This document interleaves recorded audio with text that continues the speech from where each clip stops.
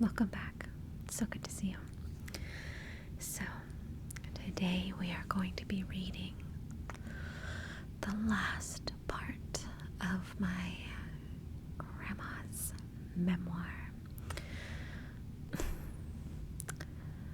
I don't know how long it's going to be. I just know it's the last section, the last little bundle of papers that we had left. So let's go ahead and just get to it.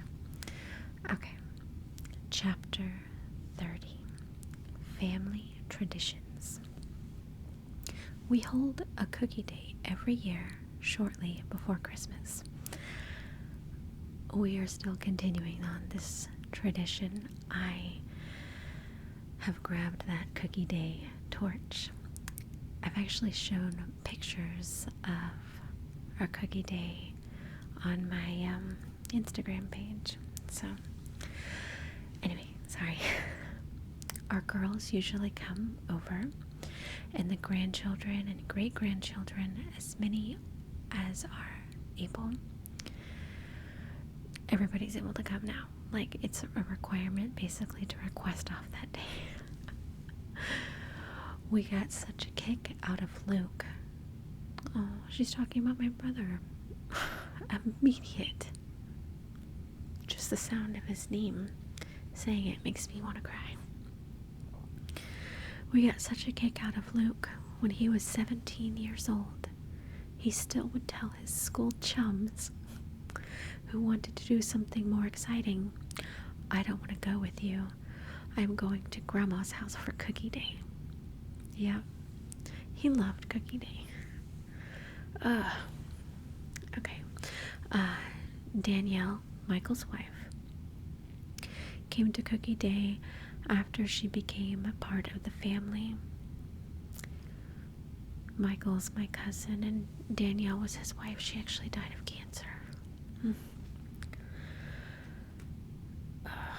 Okay, we have the Christmas carols playing, yes, and all of the decorations up, so it is quite festive. Yes, it is. One year, Wendy sewed aprons for all of us, and now it is almost considered de rigueur. I don't know what that word is. I guess a requirement to wear one of these aprons on cookie day. I think that was before I was an adult, because I don't have an apron. We start early, yep, and bake cookies all day long. Yum. Luckily, we have double ovens to bake them in. At my grandma's house, yes, there were double ovens. I don't have double ovens. We come up with quite a variety of cookies, and of course, there are the old favorites that we always make. Our grandson Luke always loves the ginger cookies. Yeah. Stacy usually makes these along with the rumbles. My Aunt Stacy makes the best ginger crinkles. And I was like, I gotta have the recipe. So she gave me the recipe. She left something out. I know she did, because I made them, and I'm like the best baker, cooking person, whatever you call it, ever. And those cookies weren't right. I'm like, I don't mess stuff up. She missed out. She removed an ingredient. I know it. Anyway, Kathy always comes up with a new and different recipe. Very good and colorful. Yes, my mom always has new Christmas cookies like every year. Our granddaughter, Tina, is very artistic with the ones that she makes. They all turn out good looking and good tasting. This says Danielle on cookie day and Luke on cookie day. You can kind of see, I don't know if it's gonna focus, but that's Danielle, and then that's my brother, and then I'm sitting right there, but it looks like the picture kind of messed up there. It's like, oh wait, no, my sister's sitting in front of me. I didn't see her hair and her sweater. We usually pass stockings out for everyone. Mostly, we all have a good time, and we all get a large selection of different cookies to take home. It's a little different now. I mean, I think my aunts do stockings like on Christmas, but now we have incorporated games and prizes and that kind of thing. We sort of share the holidays, so as not to put too great a burden on anyone. Usually right before Christmas, Christy gets tickets for the theater. This is always a different Christmas play, and we enjoy it very much. Stacy usually goes to the play, and last year Cynthia went with us too. I went one year, and then I don't think we ever went again after I went. I kind of wish that we would continue going to the Christmas plays. Like, I don't know, I liked it. On Christmas Eve, we all gather to our house. We have an abundance of good food. Usually everyone brings a dish, so we have a great variety. After we eat, we have the exchange of gifts. We all decided to make our gifts this year. Some of us are crafty, some are not, so it should be interesting. Wendy and Howard serve a delicious Christmas dinner on Christmas Day at their home. Stacy and Steve have New Year's Day at their home. We have a tradition of putting a dime in the black eyed peas every year. We use the same dime every year after thoroughly cleansing it, of course. We keep this dime in a little brass house every year until the next New Year's Day comes. If you get the dime in your black eyed peas, you are supposed to have good luck throughout the year. We also eat cabbage for luck, and Wendy and I eat herring. No thanks. Yeah, that little dime. One year, my cousin's wife, Danielle, got the dime. And this was like a very special dime. It was like an antique, like a collectible dime. That dime was not returned. It was not the same dime. Yeah. So people were not happy about that. But it comes in this cute little house. I had it, I think the year before last, but I actually got to keep it for 2 years because when it was 2021, that was still part of 2020. We didn't do any of the holidays with each other, so I got to keep it for 2 years. Okay, Kathy and Lucan, my parents, have the 4th of July. They always buy loads of fireworks for us to watch. That's true. But they actually stopped doing it a couple of years ago because it was just too much work for them. It's too hot in the summer, and the fireworks are so expensive. So, usually at Easter, everyone comes over to our house. We sometimes have Easter egg hunts outside if the weather is nice. Yeah, it used to be like that. Now everybody goes over to my mom's house, and the little kids, have Easter egg hunt, and then in the golden egg there's money. Thanksgiving is sometimes at Kathy's house, sometimes at someone else's. No, it's always at my mom's house. It kind of depends on who has to work that holiday. I guess when my mom used to work or something, I don't know. Christy usually had the Halloween party at her home. Everyone would wear costumes. There was usually a trophy for the best costume. We will have no more Halloween parties ever.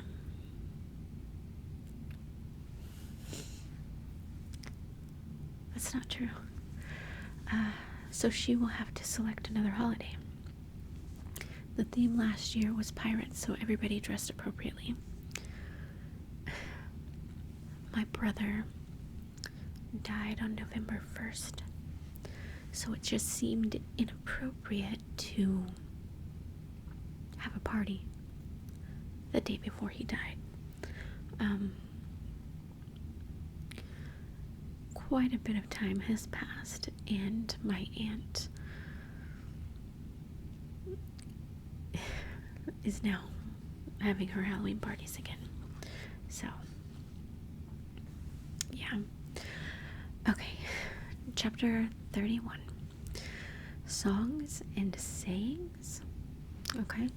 My mom used to sing as she worked around the house. She taught us all the songs she knew. When the teacher brought out the songbooks at school, we already knew all the words. Nobody else did. We told the teacher that Mom had sung all the songs, and that is how we had learned them. The teacher was pleased that us kids knew the words. Some of the songs my mother sang were Hello Central, Give Me Heaven, When the Moon Comes Over the Mountain, Carolina Moon, Red River Valley, If I Had the Wings of an Angel, Among My Souvenirs, Barney Google, and many others. I literally know none of those. Like, what? I'm gonna have to look them up and listen. She also knew all of the Christmas carols that we would sing. I mean, yeah, I get that. Because she sang so much, I would assume that she was pretty happy most of the time. My mom also had some favorite sayings that I will always remember. There's no heaven on earth. There's always something to take the joy out of living. Oh my gosh. This too will pass. Where there's a will, there's a way. Mind over matter. Don't let anything pass that will advantage you. You're old enough to be married. You should be able to do that. Concerning something we should be able to do but probably didn't want to. Okay? Nobody owes you a living, and don't you forget it. Mom would always tell us, be careful on the road whenever we left the house to go anywhere. I still tell people, be careful when they leave our home. My dad always told me to be careful how I spent my money. Let's see, chapter 32. A few things I didn't mention. I remember my mom putting our hair up on rag strips to make curls in our hair. She would roll the hair around the rag strip and roll it up and tie it. We would fall asleep on the rag strips rolled up all over our heads. I'll say we would try to sleep, however, not too successfully. But what a small price to pay for beautiful, somewhat curly hair on special occasions. We were all expected to pitch in with the work. We didn't get allowances in those days. Maybe some of the kids did, but we didn't. When we were teenagers, the fashion was pedal pushers. I think those are like capris now, maybe. I don't know. I guess, oh, it literally says that. I guess they call them capris now. That's so funny. The first time I met my husband, I was wearing pedal pushers, only to learn much later that he simply could not stand them. What? That's weird. We also wore saddle shoes and moccasins with a shiny new penny in them. We thought we were so cool. We wore bobby socks. I don't know what that is. On very special occasions, we sometimes had pop to drink, 7-Up, Dr. Pepper, grape knee-high, orange crush, or a Coke. The stores didn't have the endless variety of drinks that they have today, and we were happy with the choices that we had. Elvis was the king of rock and roll in the 1950s.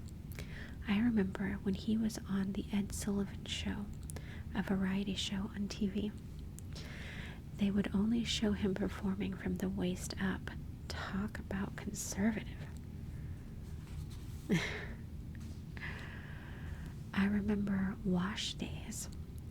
There was a lot of water to haul. Yeah, because they didn't have a bathroom in the house. Or a laundry room or whatever. We had an old-fashioned scrubbing board. And we used bluing to help make the clothes white. In later years, Mom got a washing machine. The first ones had gas motors. I guess it would be used outside, right? Yikes. You would have to put the clothes through the wringer one at a time and turn the handle to squeeze the water out. It was very hard work, but a definite improvement on what preceded it. Yeah, I would think so. Then the next day, we would usually have ironing to do. I think Mom did most or all of it. We had an iron that was called a sad iron. There were 3 different iron inserts to clamp the iron handle onto. Okay? When the one that Mom was ironing with got cold, she would put it back on the stove burner and let it heat up while she was ironing with the other one. I remember how heavy these irons were too. Oh my gosh, how awful would that be? Oh, thank you, technology. Everybody always said not to put your tongue on the pump handle. If the handle is frozen, your tongue would freeze to the pump handle.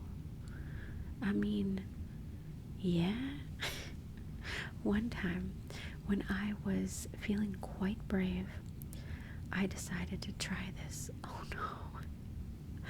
Well, it was like everybody said. I finally got my tongue pulled away, and it felt like some of my taste buds stuck to the handle. My tongue hurt so bad for a while. I don't think I told anybody about this because I was so ashamed. Oh my gosh. Poor Grandma. I will state here that we had the best tasting cold water from our well.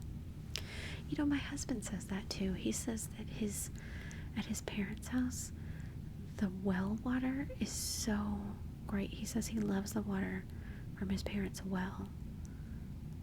I don't know.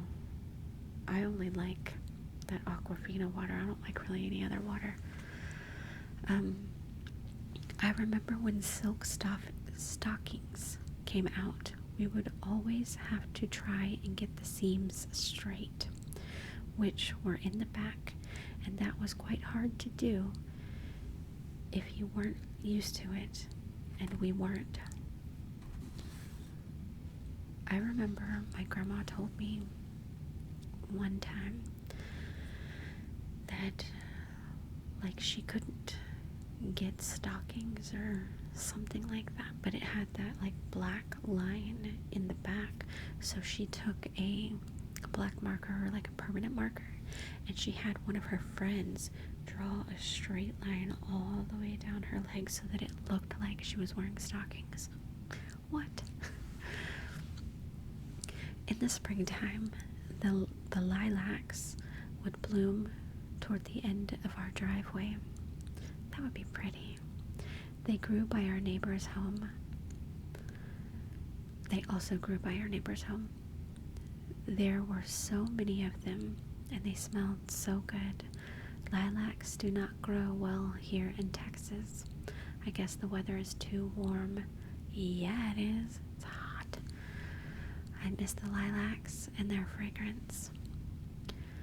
When we needed gas in the car, we would simply go to the gas station and tell them to fill up the tank. They didn't have self-service back then. While the tank was filling, they would check the oil for you, look under the hood, and see if anything was amiss.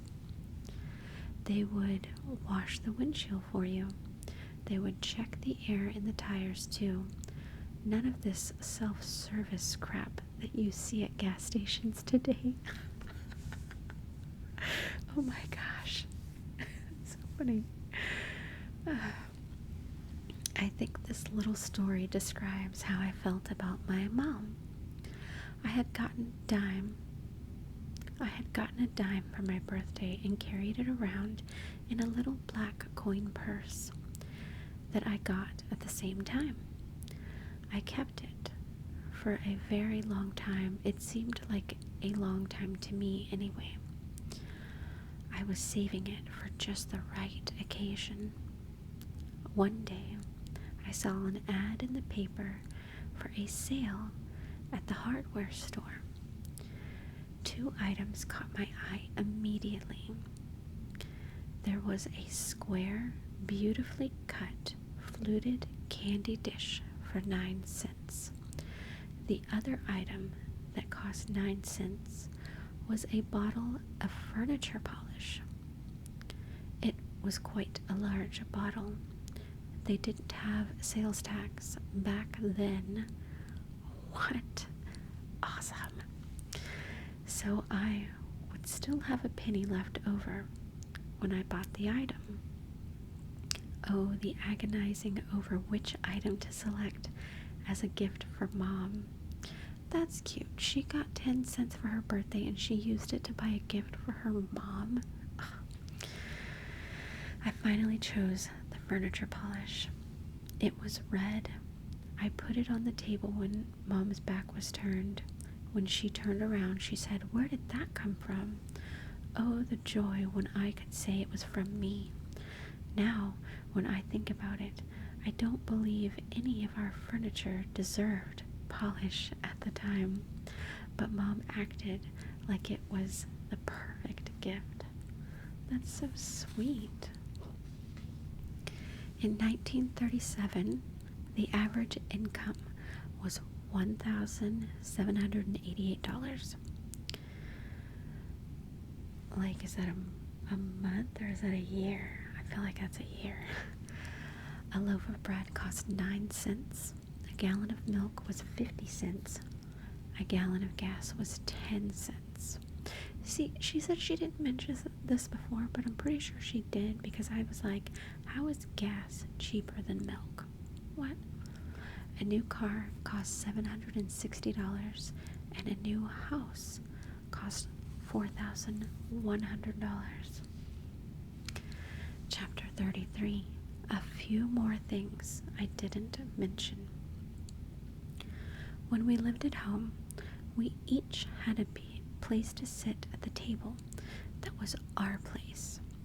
And we always sat there, and this never changed. That's how it is at our house too. I remember that's how it was at my mom's house. Like, we always had, it was like assigned seating. It wasn't like actually assigned. That's just how it was. If that's your seat, that's your seat, And that's how it is at my house. Like, my kids will get very upset if the other kid or is sitting in the other one's seat, like it's not allowed.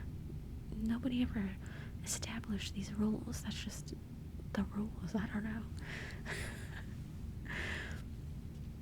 We also had a plate that was our own plate, and nobody else ever used it. That's not the case here. They were all different. I guess Mom would buy a plate when it was on sale, so there would always be an extra one if somebody accidentally broke their plate. This made for a colorful table setting. One time, we did have a matching set of dishes.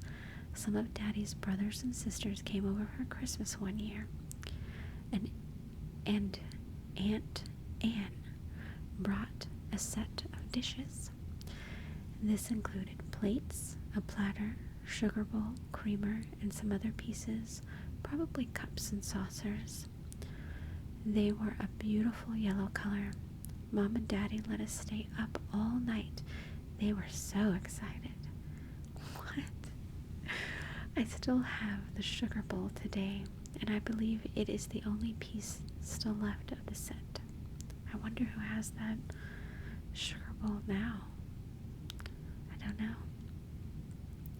Aunt Mary brought a 5-pound bag of candy, and Aunt Cat brought pillowcases. What riches!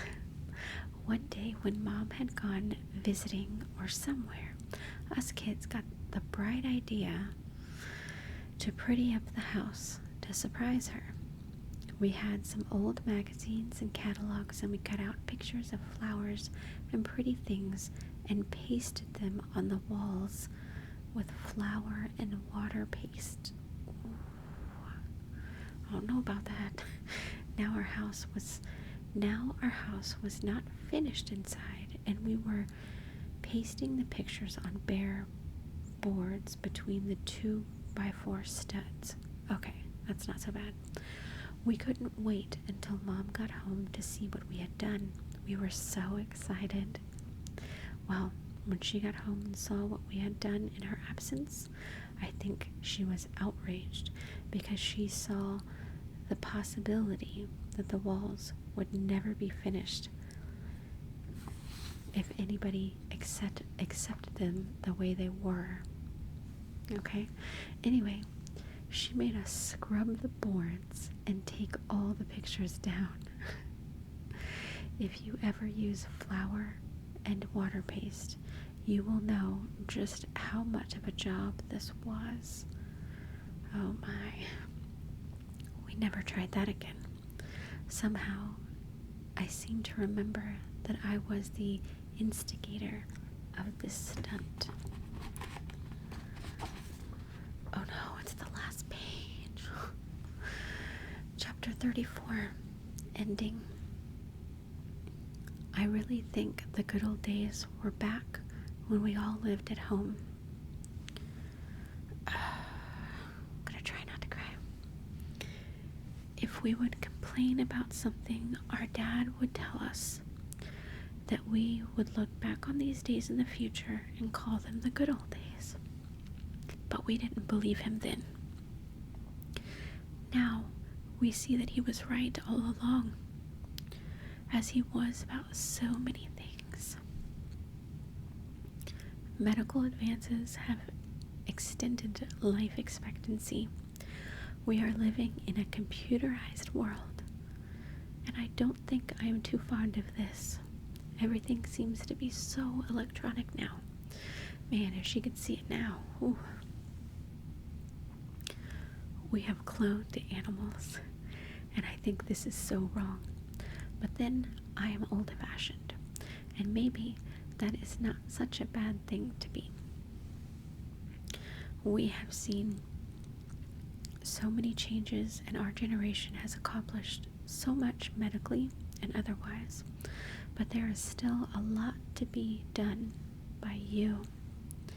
As the poet Robert Frost says, I have promises to keep and miles to go before I sleep. May God bless all of you and keep you. And that's it. I'm sad. But I have this forever, so whenever I want to be around my grandma again, I can just read it. But it's not all sad. Like, I know I cried a lot, but it was mostly towards the end. But I mean, that's generally how it is anyway, right? But yeah, I really hope that you enjoyed that. I know I did. And I learned so much about the past, not just about my grandma, but just about, life and how things were back in the day. Very interesting. Anyway, I really hope that you enjoyed that. Thank you so much for watching, and I'll see you soon.